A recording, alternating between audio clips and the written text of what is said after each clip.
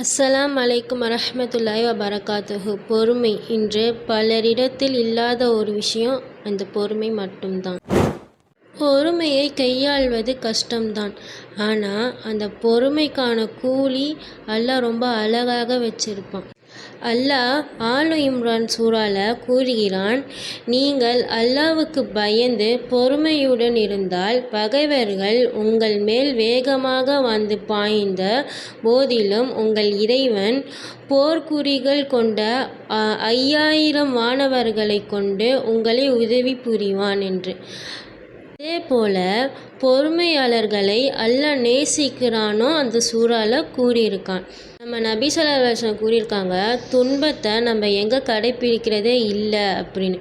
எங்கன்னா பொறுமை என்பது துன்பம் ஏற்பட்ட முதல் கட்டத்தில் கடைப்பிடிப்பதே இல்லை.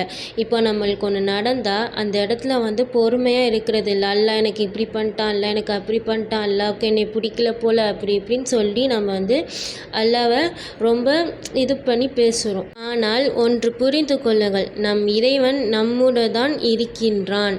நிச்சயமாக துன்பத்துடன் இன்பம் இருக்கிறது. பொறுமையை கடைப்பிடிப்போம், இறைவழி செல்வோம் இன்ஷா அல்லாஹ். அஸ்ஸலாமு அலைக்கும் வரஹ்மத்துல்லாஹி வபரகாத்துஹு.